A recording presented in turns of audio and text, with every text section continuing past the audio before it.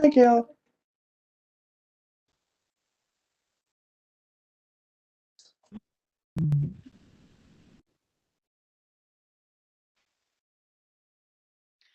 Okay, we're live. Okay. Good evening. This is the meeting of the West Hartford Library Board. Meeting will come to order. Welcome to the September 19th, 2022 meeting of the West Hartford Library Board. My name is Eileen Daly and I am the chair of the West Hartford Library Board. This meeting is being conducted in a virtual format allowed by law.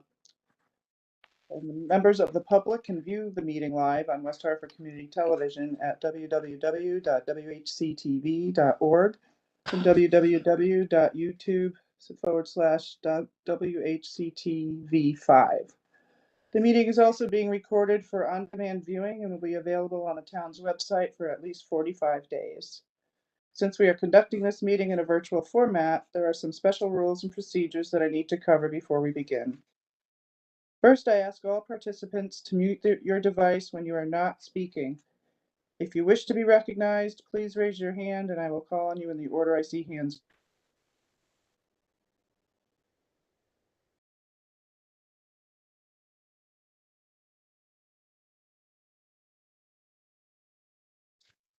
Second, all speakers must make a good faith effort to state the person's name and title at the outset of each occasion that such person participates in the meeting.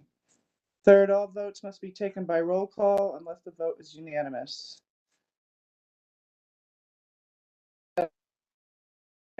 Activity, Janet Valencias, whose phone number you were provided earlier. Janet will let me know and we will recess the meeting while the problem is resolved. If it cannot be resolved quickly, we will ask you to call into the meeting using a phone and participate via audio only. I will now call the roll and note the staff members who are present. Kim Cohen. Gail Crockett. Gail Crockett, Library Board Member present. Kim Library Cohen. Member present. Okay. Natalia Menjivar. Natalia Menjivar, Library Board Member present. Okay. Jill Spear. Jill Spear, Library Board Member present. And then also present tonight is Laura Umsher, Library Director, Office Operations Specialist, Janet Valencias.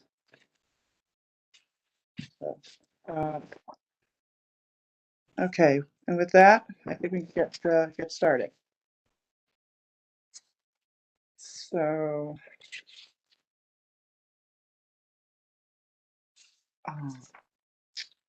I kept trying to print the agenda. So just a moment, please.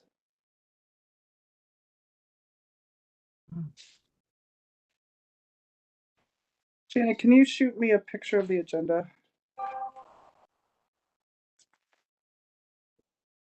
Yeah, it did not.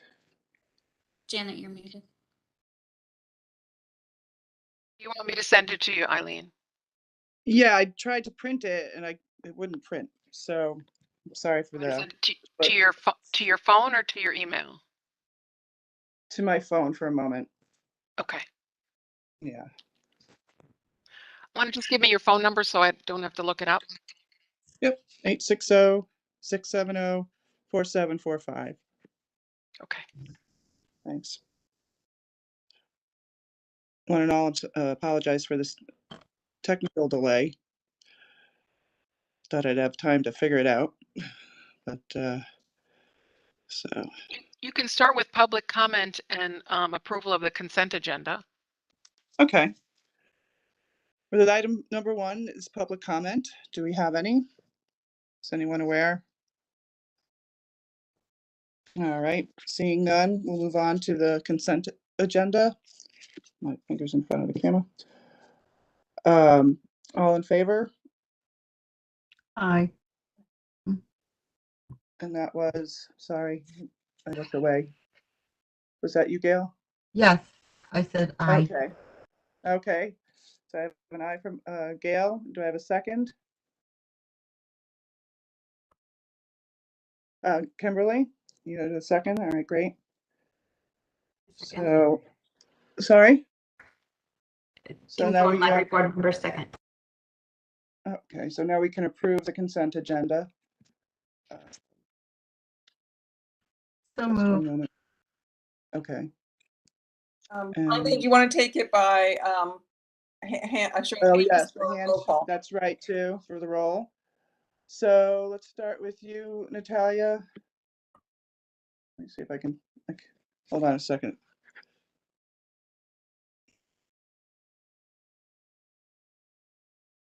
Sorry, buddy.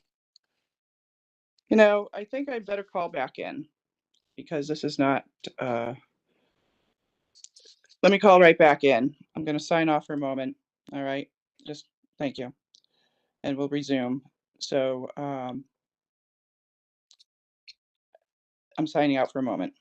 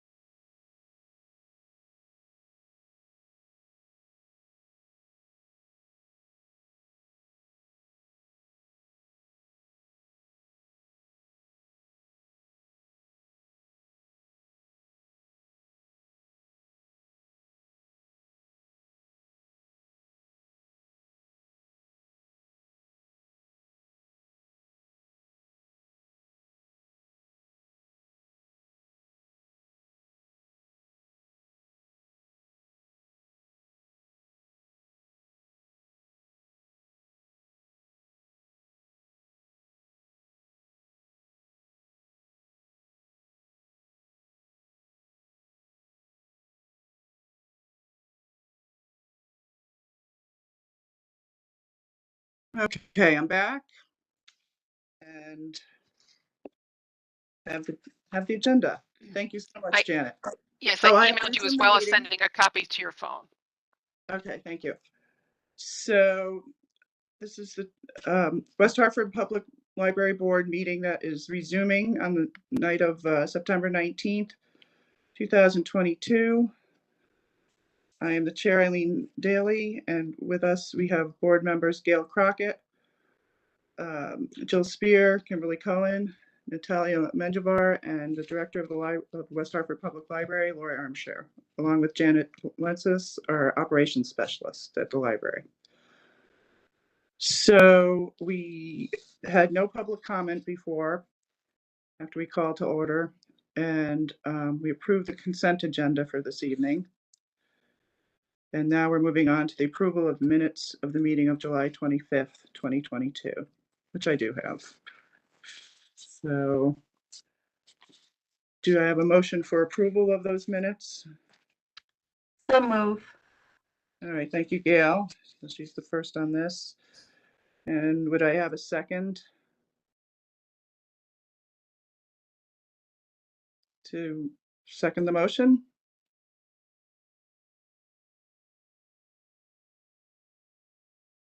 I think you have Natalia, but I'm happy to second it too. Yeah, I don't have Natalia showing. Thank you, Kim. So we have a second to approve the minutes from the meeting of July 21st. All in favor? 25th, 2022. All in favor? Aye. Aye. Aye, and I'll take a roll call. Gail? Gail Crockett, Library Board Member, approve the minutes. Jill? Jill Spear, Library Board Member, approved. And Kim? Kim Cohen, Library Board Member, approve. Natalia? Natalia Menjivar, Library Board Member, approve. Oh, okay. Thank you. And with that, I think we're all set. Couple of minutes, and they approved. Yes, we're all set with that roll call. So item 5 is the chair's report, which I don't have one for this month. So we're going to move on to the old business. And that I think belongs to Laura Ermsher, the director of our West Hartford Public Library. Laura, are you set?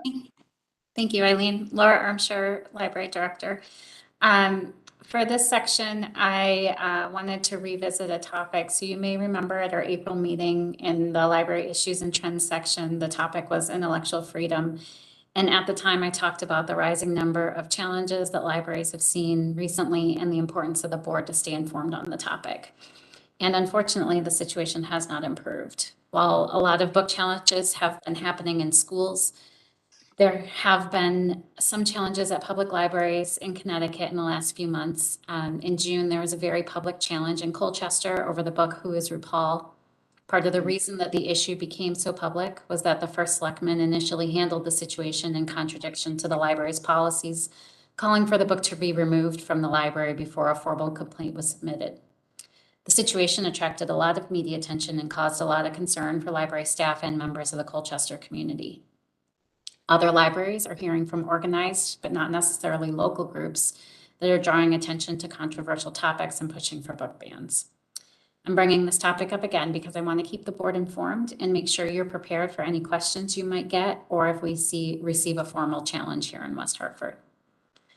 The material selection policy governs how staff select material for the West Hartford Public Library collection. It outlines a number of criteria that are considered by professional librarians when making selection decisions. When someone asks about why an item is or isn't in the library's collection, library staff use the policy to answer questions, or they can also refer the patron directly to the policy to help them understand it. If someone has a concern, they can talk to library staff or the director. If they continue to have concerns, they have the option of going through the formal reconsideration procedure. There's a form that's included in the policy that they can fill out. If a board member gets questions about the items in the library's collection, it's often best to refer them to library staff who are familiar with the policy and how we make selections. I'm personally always happy to answer questions anyone has or talk to anyone about anything in the collection. Some relevant points that we mention when people are asking about why some things are in our collection or just about this topic, we remind people that having an item in the collection doesn't mean that the library supports the viewpoints in the item. We include materials on a wide range of topics and viewpoints.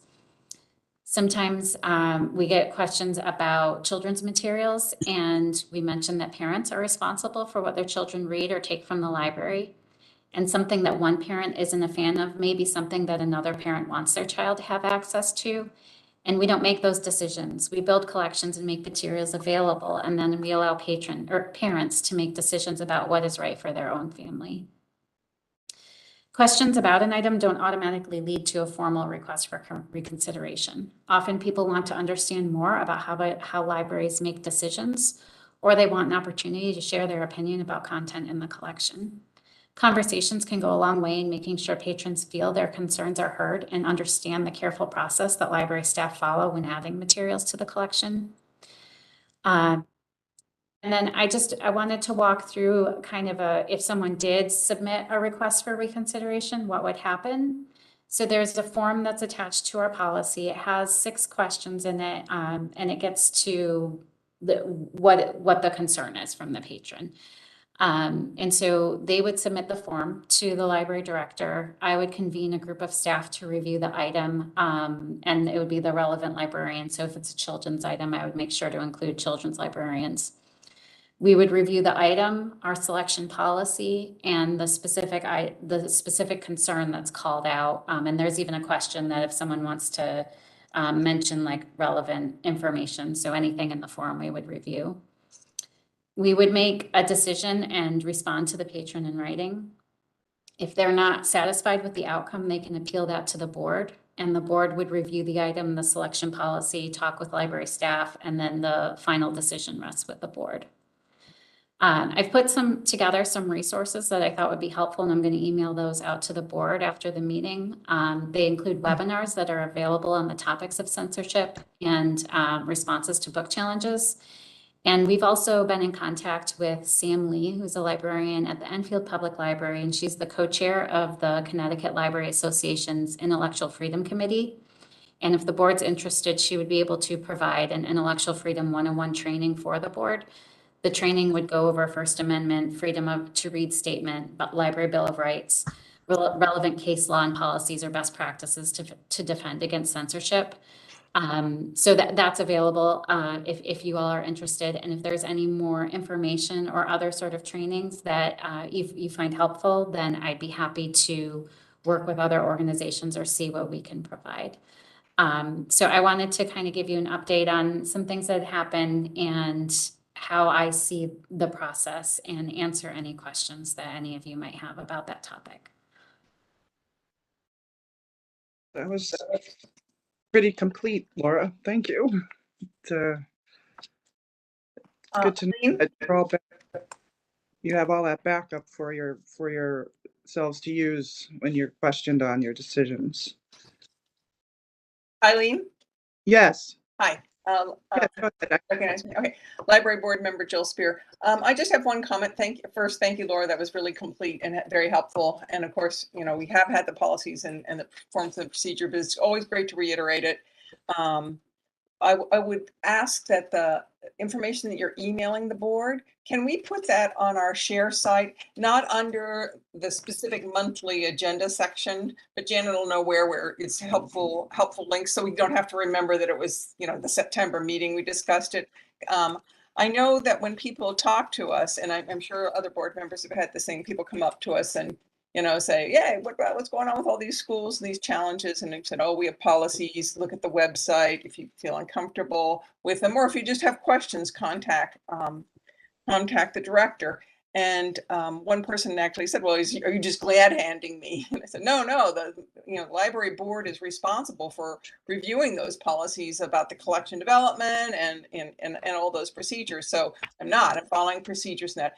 And both Laura and I went to a seminar, it must have been in June, Laura, I think, where July. Yeah, I think it might have been the Connecticut Library Association. I can't remember which group ran it. And I saw that Laura was on it, and it was really good. And Laura kind of made a synopsis of it. It's just so that they were talking about, you know, when you're surprised at the grocery store and you trying to be helpful, and especially somebody like me, I'm always like, well, like blah blah blah, and try to go into detail. It's better, they went through lots of scenarios how to just stick with the facts and don't get sucked into a long drawn out conversation and a debate and that sort of thing. So I asked Laura if she would help put this stuff together for us, and then putting it on our share site will then provide a resource that we can hopefully find quickly. And just this little reminder, that seminar was helpful. Hearing Laura say it again was really helpful to remind me, this is what you do. It can be a hot topic for some people.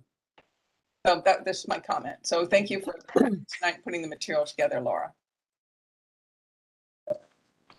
Yeah, and I'll make sure that we add that to the site, and when I send out the information in an email, I'll let you know where you can find it on the site, so you have easy access to it. Thank you. Okay. Anyone else?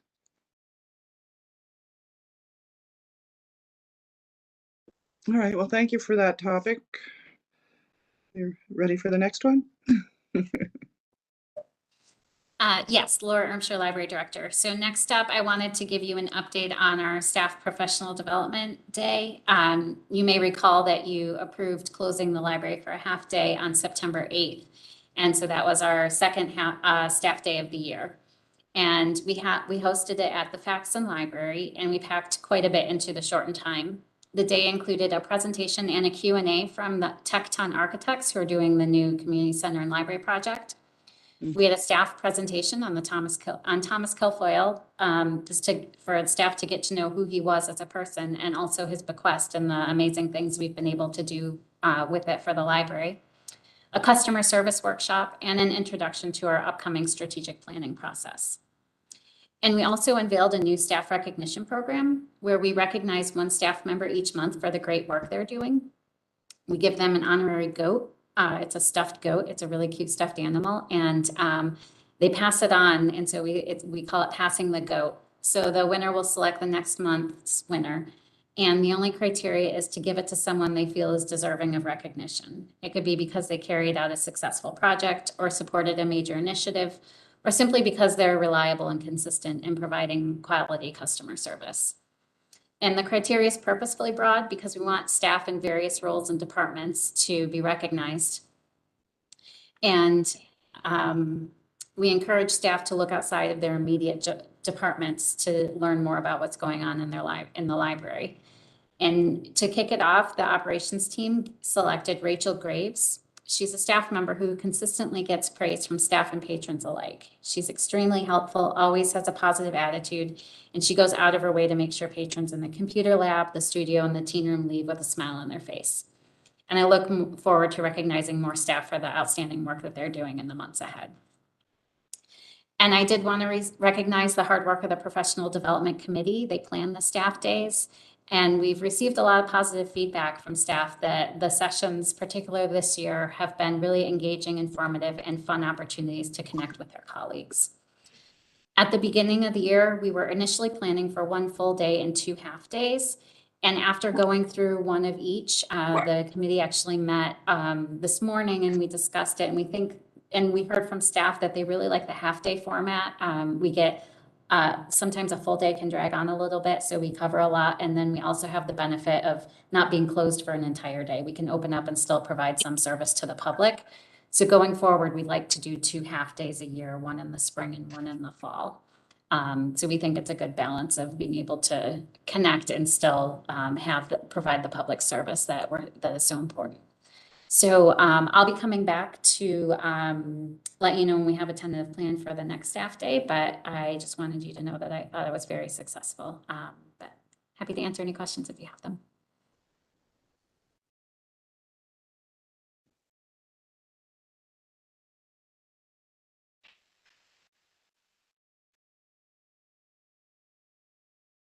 Is everyone all set on this topic? Okay. All right, that's good. You're up. So the last one is the new community center and library project. And Jill, I don't know if there's anything that you wanted to add here. I know that you had shared some information with the board. I wanted to give just a quick update of where we are on the project, and then if there's anything else you wanted to add. The last session was last week. There was a community input session at Elmwood Community Center, and the architects have some basic concepts, options for different layouts, different configurations of what departments would be next to each other on what floors of the buildings. They've had some different configurations. They've had the library combination on first and second floor, some all up on the second floor.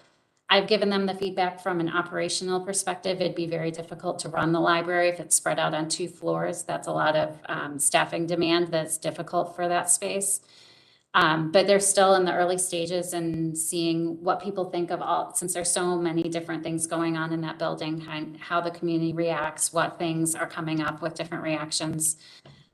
This Thursday is a advisory committee meeting, and there's a virtual presentation on October 6th at 7 p.m.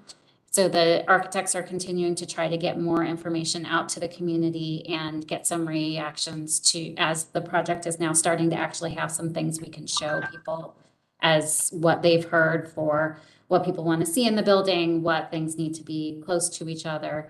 And we're going to be putting more and more information on the website that lives on the library's page.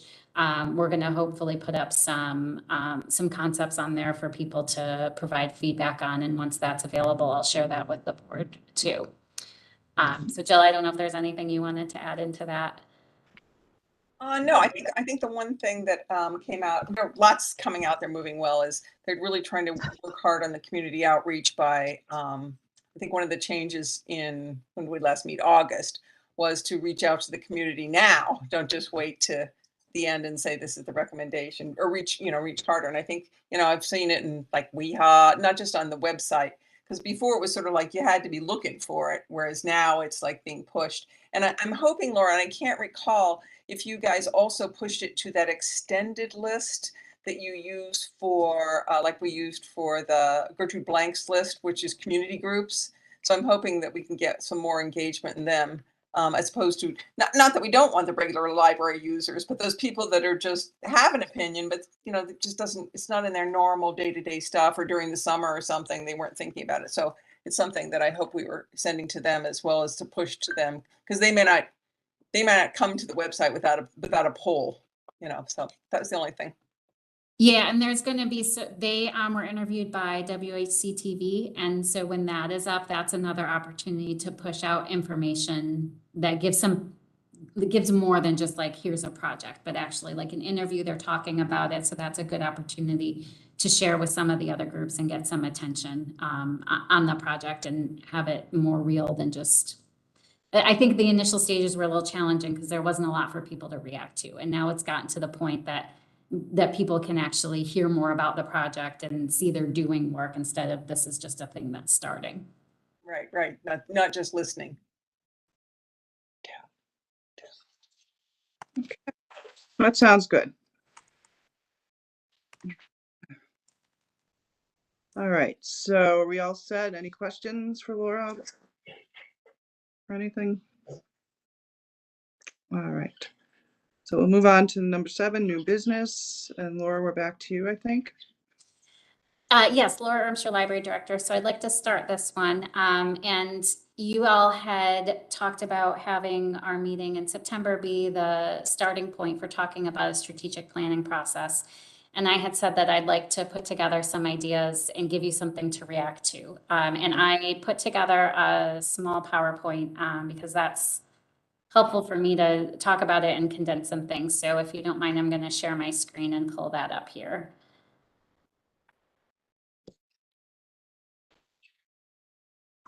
Can you all see this okay? Mm-hmm. Yep. So when I was thinking about a strategic planning process, I've been doing quite a bit of research, and I did find a new guide. It's called Strategic Planning for Public Libraries by Joy L. Fuller. And I read the book and listened to a program that she did, and I think it's a really helpful way to frame the process. Certainly we'll want to do our own thing and learn from this and other things, but the way she laid out different phases was really helpful, and I'm borrowing from that. So we can look at this, and again, this is like a proposed process and something for you all to react to. So there's 4 stages in the strategic planning framework. The first is to prepare for the strategic planning. So that's something we're starting to do right now. The next would be to conduct community assessment. The third is to develop the strategic plan content. And the fourth is to implement and measure progress. And so what I was thinking about how we could start phase 1 is to create a strategic planning team. And this team would have representatives from the library board, from library staff, from community members, and from the town, whether it's town departments or governance or other representatives. And we would have this team, we'd be very intentional in developing this team, making sure that that diversity and equity and inclusion are core parts of how we're building this team, and that these are the people who either know about the library or the community or other parts of the town, and all of their voices coming together can help give us a really strong process. We would develop a budget for this, and I'm recommending that we hire a consultant. I think that they would be incredibly helpful in guiding the team to gather data, to facilitate meetings with the community, to work on documentation and project management. There's a lot of behind the scenes work and a lot of data and information that goes into this, and having someone manage that process would, I think, free up me, the board, and this team to be more focused on the conversations, engaging with people, and having someone helping to guide us through that process, I think would be really valuable. And then we would develop the timeline and refine the process with the planning team. So once we form the team, we would check in with them about how they see the process unfolding. Second phase, I added in community and library assessment. And here we would collect and analyze data. So we would look at things like the demographics of West Hartford, what we know about the library, what we know about the community. We would engage with community staff and our partners. We would visit and research other libraries to see what they're doing, how things work for them. And we would also do a facilities assessment, because we need to match up what we want to do with our existing capabilities. And there are some things about our facilities that that might be barriers that need to be addressed. Or if we're looking at things like accessibility, we need to be informed by what our buildings can do or what we might need to work on in order to improve some of our services. And the third phase, we would develop the content. So we would map our assessment findings to the library's capabilities. We'd look at our mission, vision, and values that were set in 2017 and see how do those relate to today and where we want to go. Is it an update of that? How does that resonate with us? What are we going to do with that information? We would define our priorities and goals and write the plan itself. And then the fourth phase is implementation, where after we have the strategic plan, we would create the action items that support the plan. We'd communicate out the process, because the last thing we want is for people to invest the time and then not know what we're doing with it. So we want to share this information with the planning team and everyone who's been involved, and let them know what we're working on and that how we're meeting the needs that they identified. And we would also monitor and update the plan. Certainly we learned with COVID, there are things that can come up that no one expects, and sometimes you have to scrap plans and start over. But we want something that has clear enough priorities and vision that we can adapt to changing circumstances without having to start from scratch and develop a new plan. So we want to monitor it as we go and make sure that it's still accomplishing what we need it to. And then what I see as the role of the library board is in early input on the planning process, starting with tonight. You all have approval and authorization of the things that happen in the strategic plan. And then you would also be reviewing the progress of the planning team and providing input. So we could report to the board at your meetings. You'd have an opportunity, you'd have representatives on the planning team, but also as a full board, you'd have an opportunity to check in and make sure that the plan is going how you would like it to. So that's sort of what I put together for a first pass. And I'm going to stop sharing my screen here so that we can see each other and see what you think.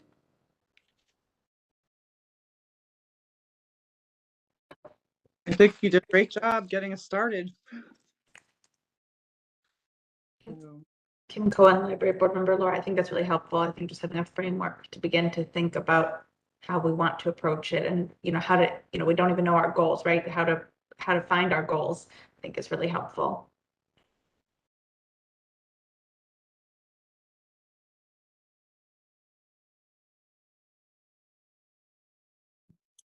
Laura, I had a question also.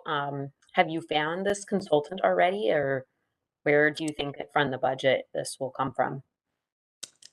So I have not found a specific consultant. I have found a few people and firms that do this, but I haven't looked into them to see if they would be the right fit. I have seen several examples of libraries who issue RFPs, request for proposal, and I have some samples of the different things that they're looking for, and that might actually be a good way to go to cast a wide net, and particularly because I don't have a specific person that I'm familiar with. I'd like to see what our options are.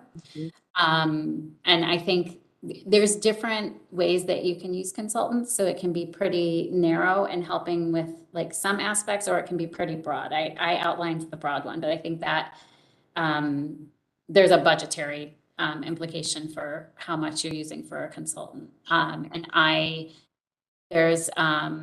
There's some funds in the town budget that might cover some of this, but I've also been considering if this is relevant for a foundation grant to request funding to support.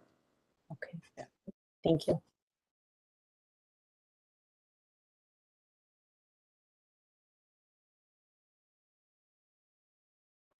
Still your library board member, Eileen, is it okay if I speak? Yes, of course. One of the things, one of our, I don't want to say misses, but one of the things we didn't do with the last strategic plan was, in theory, it was supposed to have 3 conjoined things or related, so that the library itself has its plan, but the library board has a strategic plan, not for the library. I mean, we participate in the library's plan, but the library board itself has a strategic plan having to do with our mission and our roles and responsibilities. And I think it would be nice to have that either, you know, it doesn't have to, it can be concurrent, it could be afterward or wherever. And the idea is the foundation, and again, we're all supporting the entity that's the public library. But, you know, once the library has a plan and here's the direction, where you are, where you want to be and how you're going to get there, is that, you know, you talk about that. Certainly the foundation, you know, the idea was that they would have their own strategic plan, which is, could have the scope of it not just be the financial plan. And I'm hoping that one thing that the library's plan has not had in the past is it hasn't had a financial strategy as part of it.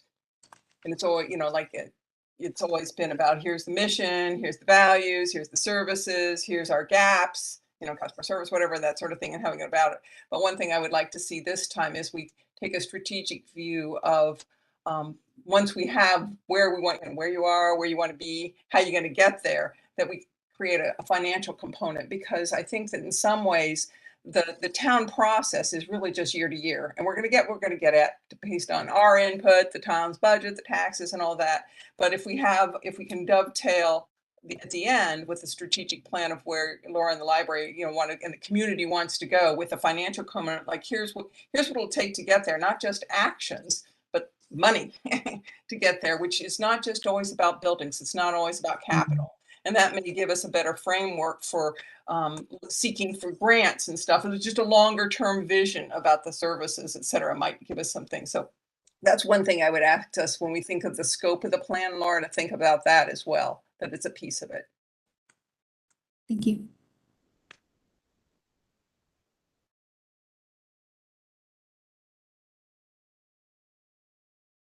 I was just going to add, Eileen, Kim Cohen, library board member.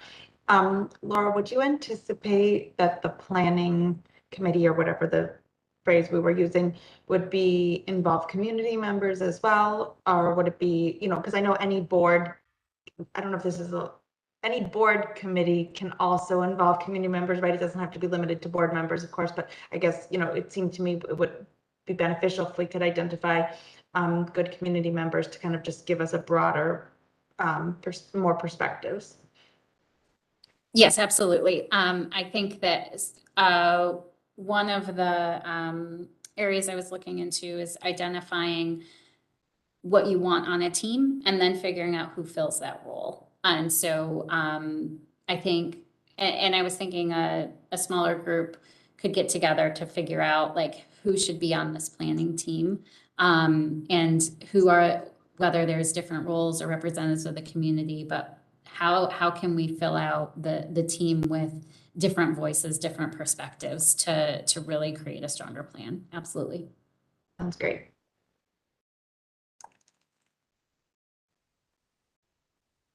Anyone? I should say again that I can't see everybody all at once, so if your hand is up, please just go ahead and start speaking. Library Board Member Jill Spear. I just one other thought, Laura, because I know that on your slide you talked about community members and different groups and that sort of thing. One thought I had is the partnerships that we have, the library has with the town departments, and that they may not necessarily be a member of whatever you're going to call the team, but might be make guest appearances or provide data, sort of like what's that? I forget what the economic planner, you know, they've got a lot of data about the town and community in general from a different perspective, you know, and there's, you know, like Bernie with the you know, where the town is getting input of where the town wants its community to go from a different point of view, traffic flow and things like that. They may be able to provide sort of guest appearances or data for you. So just a thought that you might want to include them, if not in the committee, at least as a part of some of your input. Yeah, that's a great point. Laura Ermshire, Library Director. I was thinking that the planning team could be like the core group that is looking at a lot of the data, that's hearing about like the synopsis of the community gathering and input phase, but that we would have open meetings with different community members, that we would have focus groups, maybe one-on-one sessions with either people in the town like you described, Jill, or other relevant stakeholders, and have a variety of formats so that there's a lot of different ways to collect information. And certainly what you were saying with the town planner, I can talk to them about how we're doing this process and see what data is available that the town already has, that we don't have to do that research ourselves, and how can we use that to inform our plan. Thank you.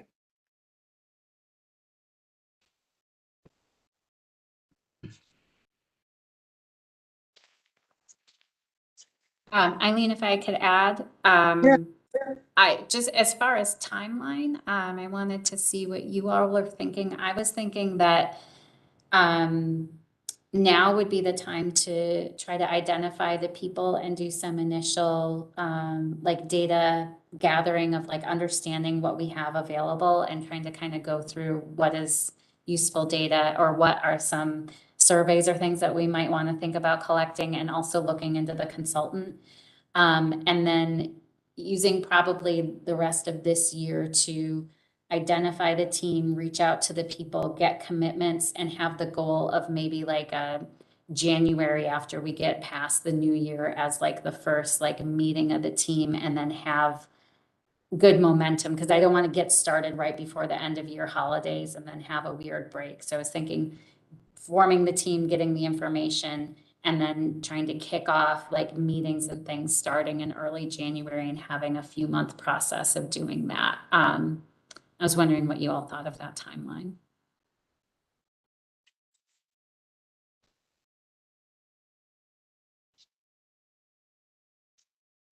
I'll take the thumbs up. Thank you.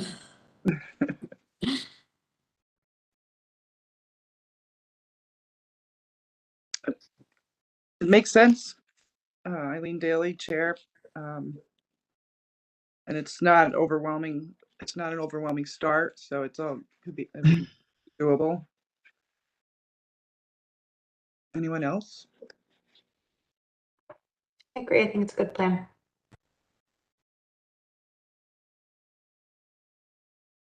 Okay.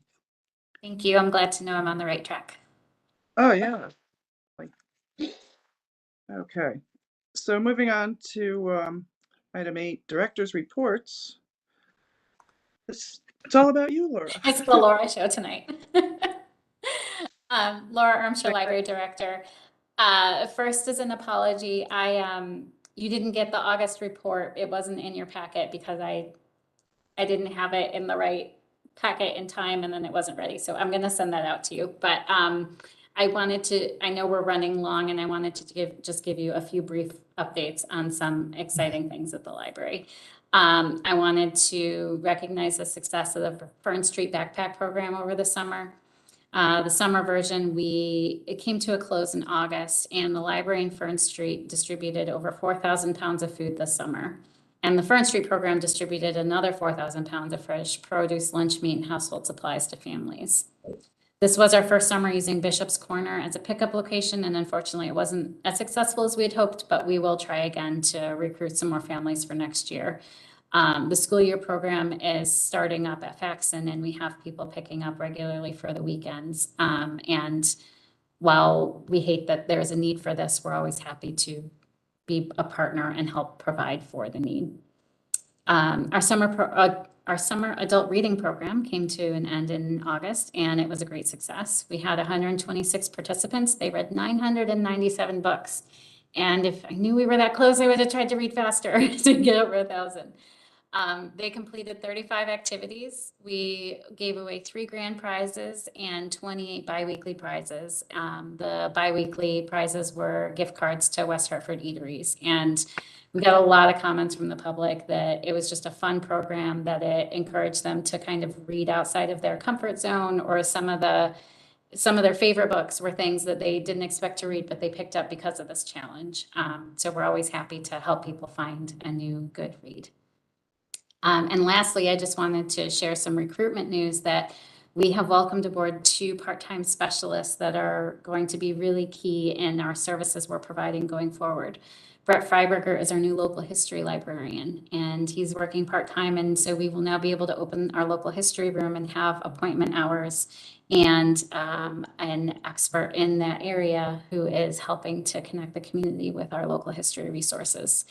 And our second is Sam Ferry. He's our new studio coordinator. He's going to be running the Studio 20 South space. He's working with the staff and he's working with the equipment, and he has more ideas than I can even understand. He's so excited. And so we're really going to be making this space something that is fun and interactive and educational. And they both just started in August, but they are so excited to get going. So quick updates from me tonight, but I did want to share those few things with you. And as always, happy to answer any questions you may have.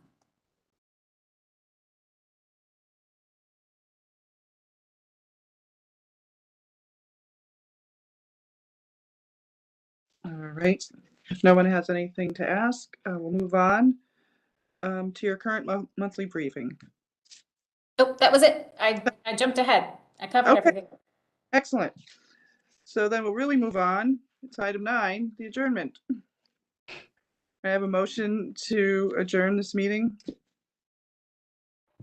Kim Cohen, Library Board Member. I move to adjourn the meeting. Thank you, Kim. And second?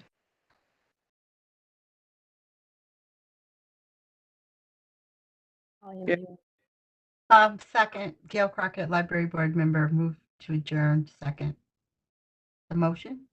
Thank you very much. Do I have an approval?